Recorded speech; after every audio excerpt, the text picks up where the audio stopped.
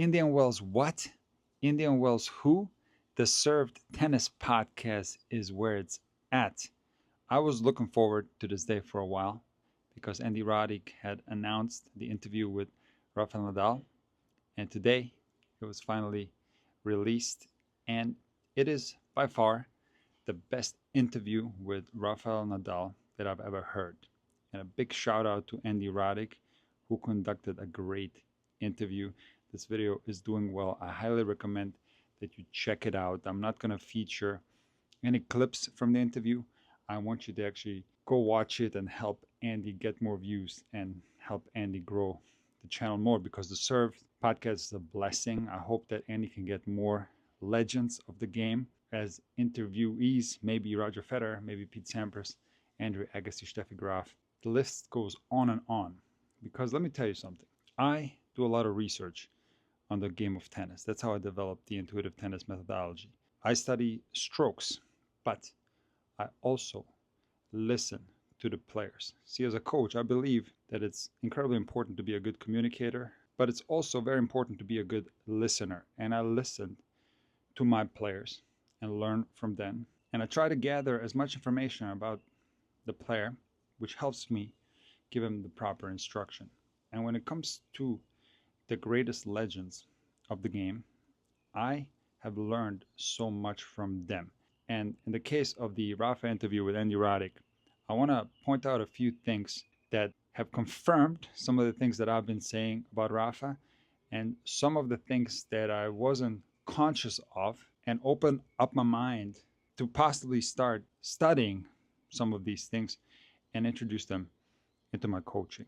So, first and foremost, what I've been saying for a long time is that when Rafa or Federer or Djokovic win a huge title, a Grand Slam, they are very happy. Sometimes they're even crying. They're throwing themselves on the court. They're very emotional. But as the press conference goes on, the emotions start to fade away and the game phase comes back on. And I was so happy to hear that Rafa confirmed this in the interview on the Served podcast, because in 2025, Rafael Nadal did let the emotions get too high. Because as a tennis player, what you should do is not let the highs get too high and not let the lows get too low. And when Rafa Nadal won his first French Open in 2005, he was thinking about being a French Open champion for too long and didn't focus on the grass season like he should have. And therefore, he lost in the first round of Halle to Alexander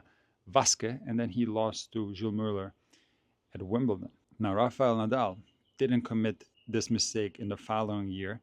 And right after winning the French Open, his mind was immediately focused on the grass court season. He practiced on grass the very next day. Now, since we're speaking about grass, I was so happy to hear Rafa say that grass was his second favorite surface, because I've always believed that Rafa is one of the greatest grass court players in the world. A couple of years ago, I made a video titled My Message to Rafa fans. And in this video, I was telling my fellow Rafa fans to not call Rafael Nadal the GOAT. Because you have to remember, back in 2022, Nadal won 2 slams.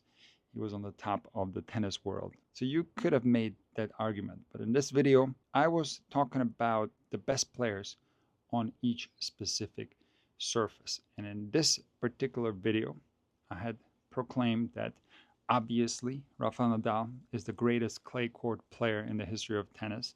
As Roddick said in the interview, Pete Sampras broke the record for most Grand Slams with 14, and Nadal has 14 Grand Slams at one tournament. So Nadal will always be the king of clay as long as I'm alive.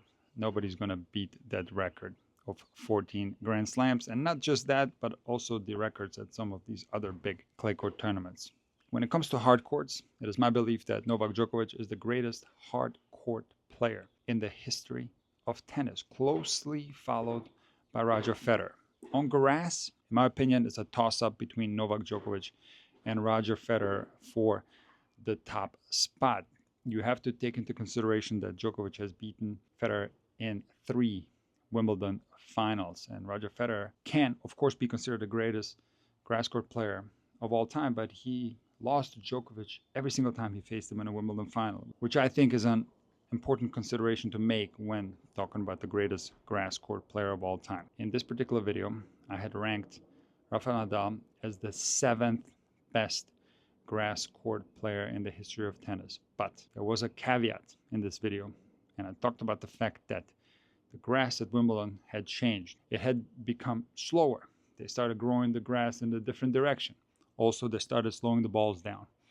And it was always my belief that if Rafa could manage to get through the first week when the grass was still fast and not that used up, once he got to the second week and you had those patches without any grass behind the baseline, that this grass court started playing somewhat similar to a clay court. And it was always my belief that Rafa Nadal was unbelievably good on grass court, capable of beating the two greatest grass court players in the history of tennis, Djokovic and Federer. And this was confirmed in the interview with Andy Roddick, because Rafa Nadal said that grass was his second favorite surface. So in that video that I made 2 years ago, I had placed Rafa Nadal as the third greatest grass court player if we're talking about the modern grass courts. And what I learned in this interview with Andy Roddick, that Rafa Nadal had a hard time with his knees on grass for a long portion of time. This is where he had some of those shocking losses to Dustin Brown, Steve Darcis, Nick Kyrgios. Nadal wasn't able to play at 100% level because of his knees. I was not aware of that fact, because Rafael Nadal, at his full capacity, always played so incredibly well against Novak Djokovic. And of course, we all know how tough of a time Roger Federer had beating Nadal in the Wimbledon finals. So my regret for Rafa has always been that he only has 2 Wimbledon championships. I believe that he could have gotten a lot more if he was 100% healthy. Interestingly, Nadal also said that his serve was more of a factor on grass compared to hard court, and that he was getting more free points on grass compared to hard. And the way I'm interpreting that statement is that Nadal hit a tremendous amount of slice serves, and a slice serve does respond a lot better on grass than it does on hard court. Now, another fascinating question from Andy to Rafa was how Nadal strategized the matches against Federer and Djokovic. Against Federer, Nadal said that he obviously attacked his backhand, and Nadal also acknowledged that in 2017, Roger started hitting his backhand differently. I'm currently working on a video where I'm analyzing the Roger Federer one-handed backhand in great depth. This video is going to come out soon, so make sure that you're subscribed to the Intuitive Tennis YouTube channel. But what I found so fascinating, and what confirmed my belief that Novak Djokovic is possibly the toughest player that anyone has ever faced in the history of tennis, is the fact that Nadal's strategy against Novak was just to play unbelievably well. That's what Rafa said. There was no specific strategy, because if you think about it, what can be the strategy against someone who doesn't have any weaknesses? Nadal said in this interview, and I'm glad that he said it, Novak Djokovic has the greatest ball control in the history of tennis. And the way I'm interpreting that statement is, of course, ball control has to do with technique, has to do with timing, it has to do with footwork, but it also has to do with your mental game. And I'm going to tell you a story that some of you might not know. And it goes back to a time when Novak Djokovic was 13 years old at the Niki Pilic Tennis Academy in Munich, where he was training. And Niki had invited Goran to train at his academy. And Niki said to Goran, "Hey, I've got a really good kid here. Why don't you hit a few balls with him?" So Goran was hitting for about half hour with Novak. And Niki said that during this half an hour, Novak did not miss a single ball into the net. And he has never seen anything like it. After this hitting session, Goran went up to Niki and said with a split Dalmatian accent, Šiorniko, može bit šta od ovog maloga, which translates to, this kid could make something out of himself. Now, Nicky didn't know that Novak was going to be the number one player in the world, but Nicky knew for sure that Novak was going to be able to make a living from tennis and compete on the professional tour among the best players. So that's the difficulty of facing Novak Djokovic, who has incredible technique, incredible timing, incredible athleticism, footwork, and he also has an incredible mind. And Nadal has all those things as well. And that's what made that particular rivalry so fascinating to watch. It was a completely different rivalry to the Nadal Federer rivalry.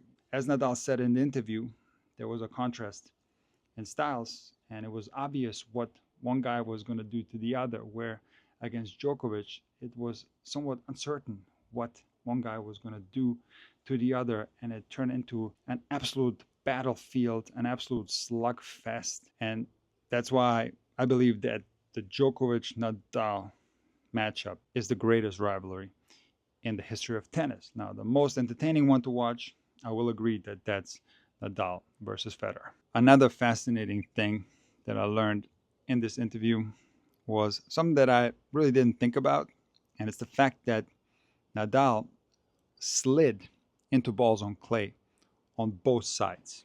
And once he said it, and I started thinking in my mind, yeah, that's right. Nadal had an incredible ability to slide to his forehand with his left foot, and he also had an incredible ability to slide into his backhand with his right foot. And what I've been observing throughout all these years is that players usually have a dominant side that they like to slide with. Nowadays, players are sliding on hard court, but generally, sliding is necessary on a clay court, and it's not necessarily necessary on a hard court. And when players slide on a clay court, they will have a dominant side, which is usually the side that you're playing with. So right-handers will usually prefer to slide with their right leg, and they will have more of an uncomfortable time sliding with their left leg. And Nadal saying that he had an ability to slide with both sides, and that gave him an incredible advantage on the clay courts, is something that's important to think about when playing on clay, to develop the ability to slide on both sides. And like I said in the beginning, I'm a big fan of Andy Roddick's podcast, and I think it's so great what Andy is doing to the tennis community. And in a way, it's great that Nadal, now that he's retired, can open up a little bit more about his game, because it makes sense to me that players, while they are on tour, they might be more reserved and maybe don't want to give out their secrets, so to speak, even though I don't believe in secrets in the game of tennis. But in the case of Novak Djokovic, he will often be somewhat cryptic when he talks about his own game. So it's so nice to see that when players retire from the game of tennis, they give back to the game of tennis by simply talking about it. And in turn, we get to learn from them, and we can help grow the game altogether.